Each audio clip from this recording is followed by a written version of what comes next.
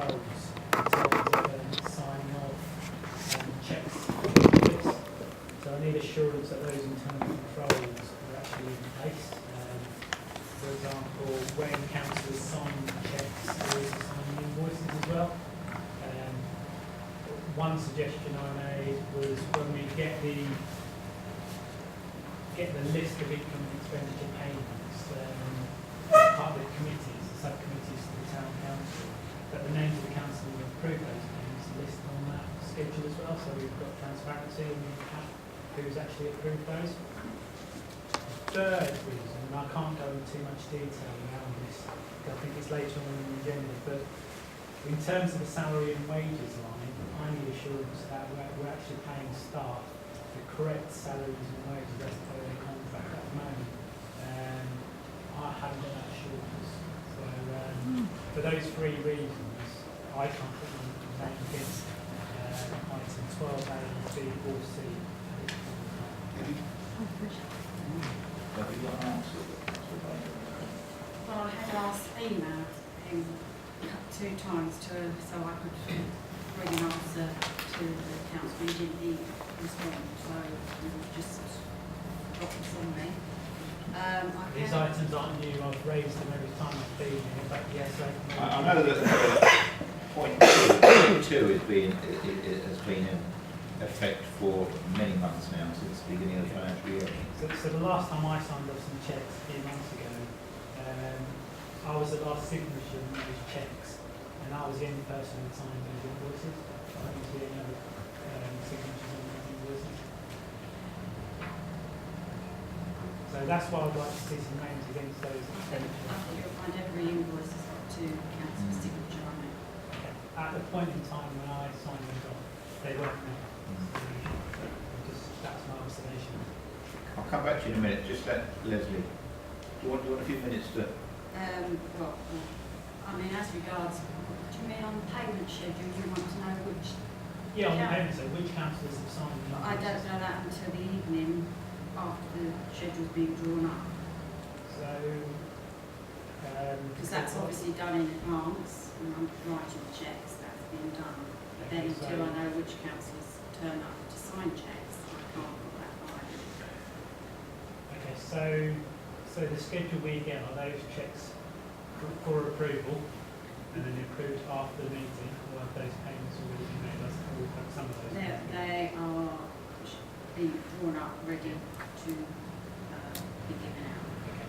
So we could have actually, when we get the income and expenditure schedule, we could have a supplementary to that to confirm who's signed the checks for a particular month. That could be a workaround, but I'm happy and open to any other suggestions of how we've made that payment process more transparent and confirmation, have that assurance who's actually physically signed. Because if I haven't signed those checks, I have to trust the other councillors who've done it. I would like to know who those councillors actually are. I'm feeling confident signing off those payments with that coordination. Yes, please. I'd like to put the payment schedule on that because that's for the evening. Not on the payment schedule, obviously, clearly you can't do that, but for the full town council, there be a supplementary schedule giving us confirmation who's actually signed, and actually those invoices have been signed by 2 councils. So that would be after the payments have been made. Yeah, because we're asking, because these payments have been made, haven't they? This is the expenditure account. So it's signed these off, we've got confirmation about the clearly the ones that go to subcommittees are presented to the council. Once they're approved by town council, then we've got the signatures. The subcommittees, we transfer those names to the council and when it gets presented to the town council. If there's another workaround, then I'm happy to listen to that.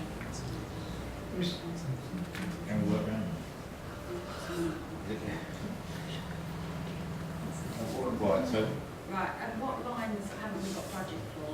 Are they ones that? For example, just on the first page, I'm looking at December's schedule, we've got professional fees of £4,050 expenditure. There's no annual budget for that. just have a look at the current annual budget line, where there's a zero, and you see an expenditure against it, there's no actually, there's no budget associated against those, there's a number you can see, all the way through that. I can highlight a schedule for you if you like. Excuse me, could I ask councillors to speak up, because with that heater Yeah, we okay. can't hear.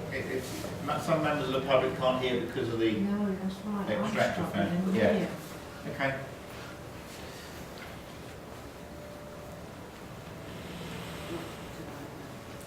I mean, the refurb of the community building, that was agreed last year, there's no budget. Yeah, I'm not looking up for answers at this town council meeting. I'm happy for you to go away and work that out and then present you for next month for approval once they've notified. And actually give a considered response. Okay. So any line that's got a nil budget, you want to... I think GP and finance need to approve or suggest that we've got the budget against those lines. Okay. That was your query with the October one, Gersh, yeah?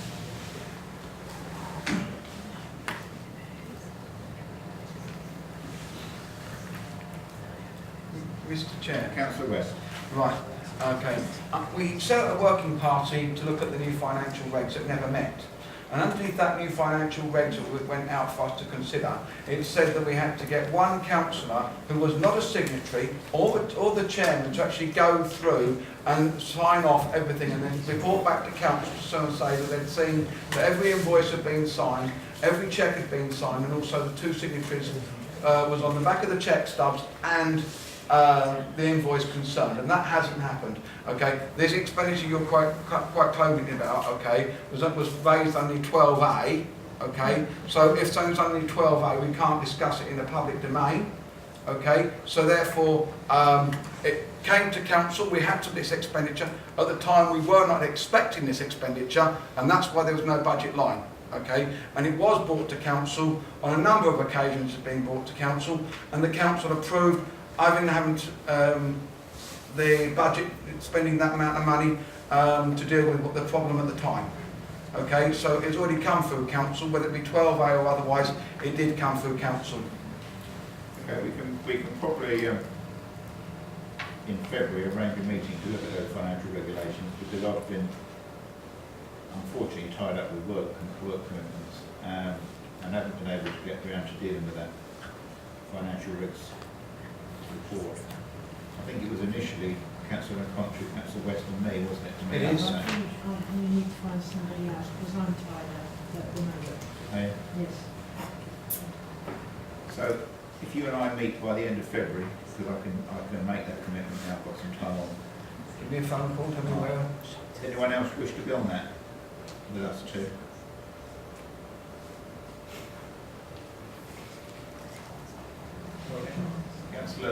Councillor Frost. That's fine. Gersh, can I just come back to you then? So you're saying that if we can we can satisfy your concerns there, you'd be happy to then approve 12A after it's been reported back, yeah? Yeah, all three of the items. They're all sort of must be Okay. So what you're saying is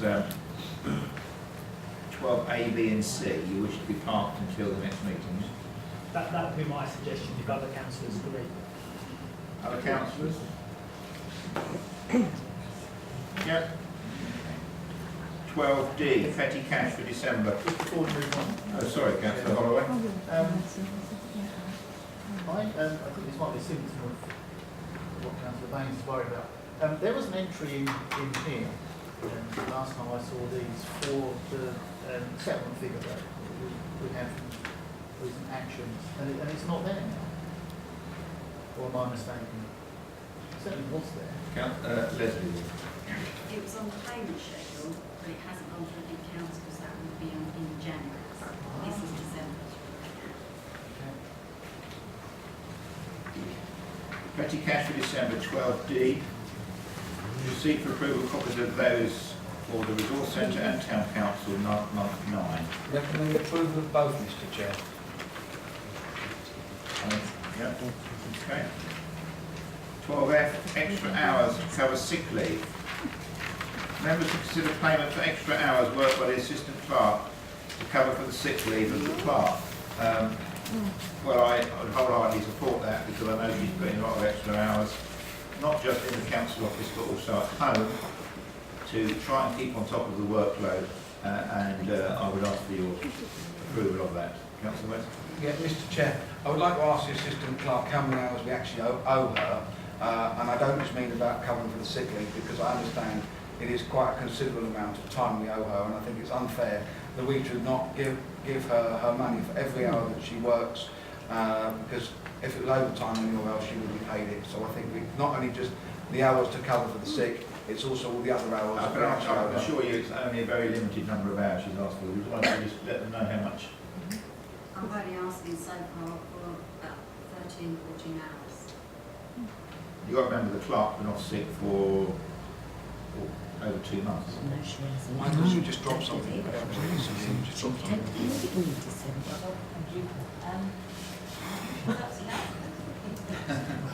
Normally I have time in lieu when I attend meetings. Okay, so are we happy to approve that? Councillor Redcroft? Recommendation Yeah. that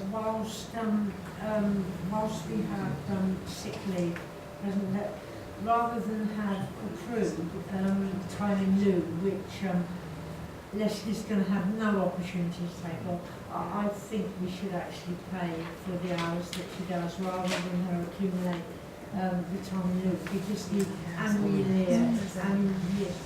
leave year ends at the end of March, and there's no way with a member of staff off sick that she's going to be able to take any time off sick. So would we agree that as well, please? Yeah, but Okay. That's 12F. And 12G is for street lighting repairs to triple quotation of £450 plus VAT to replace 40 lanterns on the A1 column in Church End as recommended by the Environmental Committee meeting of the 20th of January. Straightforward. Recommend approval, Mr Chair. And a quotation for £340 plus VAT has been received for a street lighting repair to column A4 in the High Street to replace a burnt out lantern. Recommend approval, Mr Chair. No? Mr Chairman, can I ask a couple of questions? Yeah. One, how come we've got some lights? I don't understand what we've got here in central beds looking up the panel. The things It's typically always been the case since I've been on the council. I don't know what the history behind that. It's historical, and we'd quite like to give you our lights. Yeah, no, I'll ask her. No, we turned that down. We did have the option to take on lights. Give them back, give them back. It may be worth pursuing getting central beds to adopt Arlesey street lights. There's an agenda item there. I don't know what standard that they would expect them to be at before they did so, but it may be worth pursuing that to see what the estate of streetlights is like in the asset register, and then looking at what central beds would say you need to do before we would formally adopt them, then take that expense away from the town council. But it's an expense and a risk, isn't it? We just don't know how much the budget for. That's going to go wrong. But I would say that whilst you have lights under your control, then they are under the town council's control. Whilst Central Beds has no policy, no plans at all at the moment to do as has been done in other councils, for example in Hertfordshire, where half the lights have been turned off for half the night. There's always a possibility 10 or 15 years in the future that policy might change. So we pay the electricity bill for the lights that are on. Yeah. Yes. So How are they kept on before they're going to be turned off? This I want to see. they are individual time sites and so on. So if we was to, okay, so let's turn it around the other way. But do let me emphasise, I'm not setting any hairs running, no plans at all to turn any lights. No, that's good. But so the other way, then, if we was to adopt all of the lights, would we get more money to do it? Yeah, we would, but we don't want to do that, do we? Well, I don't think so. But, well, I think the point that it would be in our control. Well, Yeah, there's two ways of looking at it. I mean, when you look at we have a scheme at the moment where we're trying to replace all of the street the lamps to LEDs and make them brighter. So there's that part of it in terms of the Central Bedfordshire assets within Arlesey. Quite a lot of those are being changed at the moment. And I think in terms of, I've got some figures here, of what we've replaced in the last month. Across the council, we've replaced 114 columns and 167 light units on top of that. Have been upgraded, and quite a few of those were in Arlesey in the last couple of months. So will you won't be updated the ones that we own? No. No. Legal doing that. So you can see, for example, well, both in Arlesey and in Henlow, which both have mixed populations of lights between the parish council and central beds. So we've got some lights have been upgraded, which are the CBC ones with LED filaments now, and others which was flown by parish councils have got whatever they were fitted with. Whereas if you go to Clifton, for whatever reason in the distant past, all the lights in Clifton parish were owned previously by Beds County Council, transferred to central Beds, and they've been entirely replaced. Is the option to take on streetlights always unspoken? Can we decide sometime in the future, know what we're doing now? Under the sort of localism policies, there's any town or parish council can enter into a discussion with the central Beds about handing back a service or transferring a service. So There's a policy document which you'll have somewhere which lists all those things.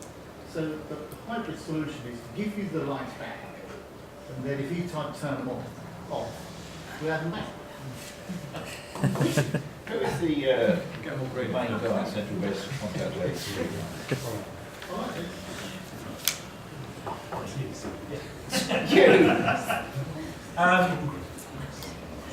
It would be Councillor Brian Spur, my news deputy. Brian So, Spur. it is something we should be pursuing. I think if you look at the estate lights that Town Council owns, some of them are, I feel, a bit antiquated and quite expensive to run. And just in terms of the electricity bill that you're paying, because they do it across an average, and they know that particular light costs this much to run, you've got so many, that's your bill. If we can put cheaper light bulbs into those and put new shrouds over the columns, it becomes cheaper. I think we'll have to look into that.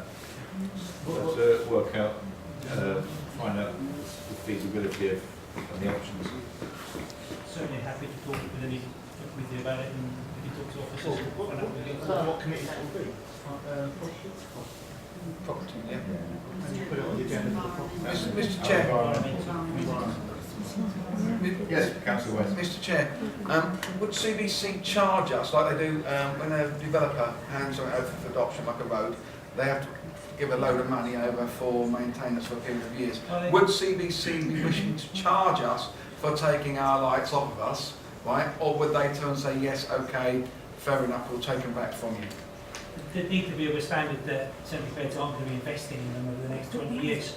So what you'll find is a number of councils have replaced their streetlight columns, put new lamp standards on the top, and then asked the local authority to adopt those. Obviously, if you looked at the assets that the town council has, I don't think some of those would meet that criteria. It might not be an option. We might have to let's keep it as it is. We can find out, can't we? Yes. Yeah. Let's find out. Okay. So are we happy with that quotation then?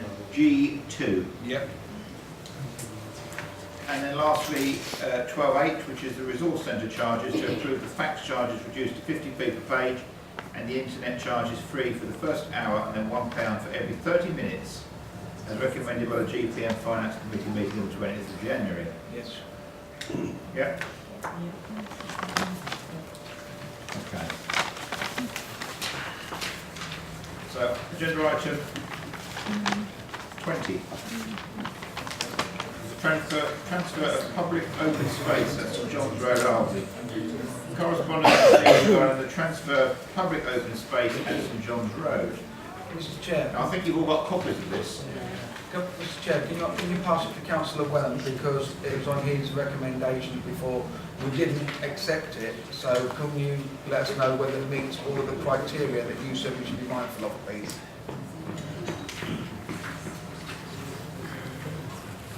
Councillor Wenham, I'll pass this to you. What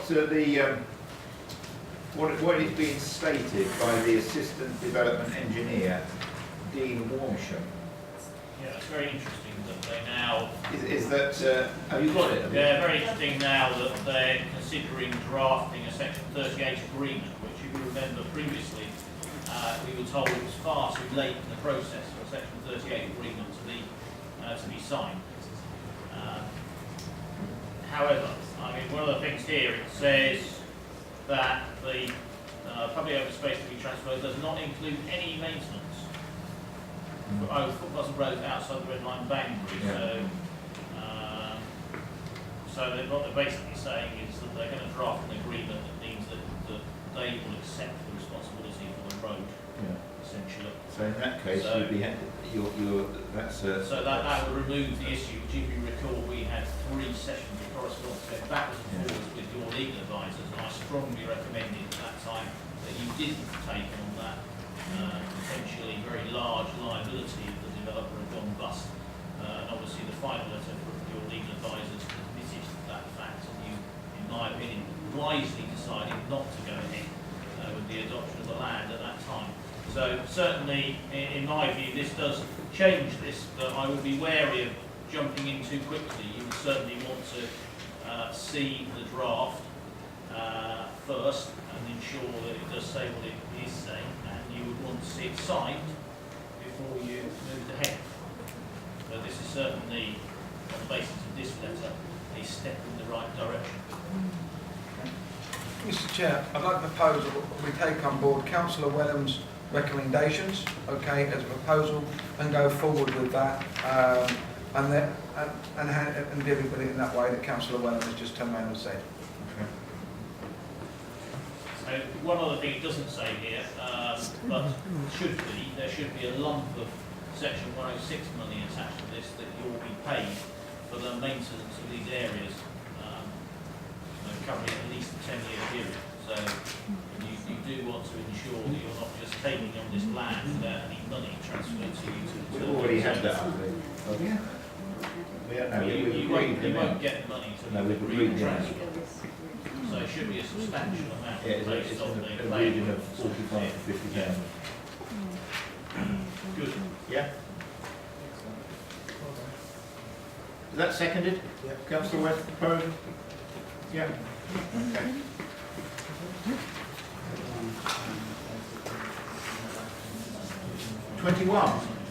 A monthly update on the neighbourhood plan. Who is following this through for council? Councillor Holloway, Councillor West, Councillor Holloway first. So we had the first meeting with the steering group on the 27th. When I was really supportive, came along to that. There was, how many people were there? About 14 people. Yeah. There was, I've got some numbers, 17 people, sorry. 4 councillors, Richard, and then balance made up of residents that were interested in what we're doing. And the rationale behind, the reasons for having a neighbourhood plan was discussed. And an acting chairman was selected, and that's, what's his name? Duncan Wang. And the next meeting is on Thursday, unless I get that wrong. A few people expressed interest in coming along on Thursday for the first meeting, couldn't make it. That's fine. We anticipate needing lots of help over the next year or so while we put this together. So I might ask if we could publicise the meetings going forward on the website and keep inviting people, residents rather, that want to get involved in this. There's a long agenda for Thursday. There's a bunch of roles that need to be allocated and agreed to make the committee for the working party. But I think it was a good meeting, positive meeting, and everyone's quite keen to make this happen. Timescales, 2 years, which is what we were thinking before, is a little bit pessimistic. We're a bit more optimistic because people are learning how to do this. We can draw on some experience. So we're setting ourselves an ambitious timescale of around about a year, which would be fantastic if that was to happen. If it was 53 months, I wouldn't mind. 53 weeks? 53 weeks will be acceptable as well. So yeah, it's got off to a good start. One of the posts will be liaison between the working party and the council, and that's been agreed to be a councillor. So there's how many councillors? 4 councillors were at the meeting. I think you can make it. So there's 5 councillors involved in this, which is good. And I think anything else to report? There's £7,000 worth of funding Oh, yes. applied there to assist in producing the go plan, and that's going to be applied for by the town council. So if we're in agreement, could we resolve to apply for that funding, please? Plus, I think the working party is keen to instruct a consultant to help us, and I think we allocated budget for that. The last round of budget. So the council retains, so basically the way it works is the working party will report back to the council regularly, and then the council will vote on motions. So the council is responsible and needs to gate all the decisions from the working party, and that includes budget and funds. So we can allocate budgets, budget going another way. One of the things I have been asked to ask the council for is to request a BRCC housing survey, which is something that we swerved in the past. So, do you know how to do that? Right. BRCC housing survey. It's something that's Housing needs survey. Pardon? Housing needs. Housing needs survey. Thank you. I believe it's free. The cost is shared between the BRCC and Central Beds. So, big ticket items are, wish to proceed with instructing the consultant, which we've got budget for, apply for the £7,000 grant, and bring on this BRCC housing needs survey. Who will contact to apply for the grant? I don't know offhand, but those 2 links I gave you, go to mycommunity.org website, it will tell you the application process. But funds are limited each year, so you need to get in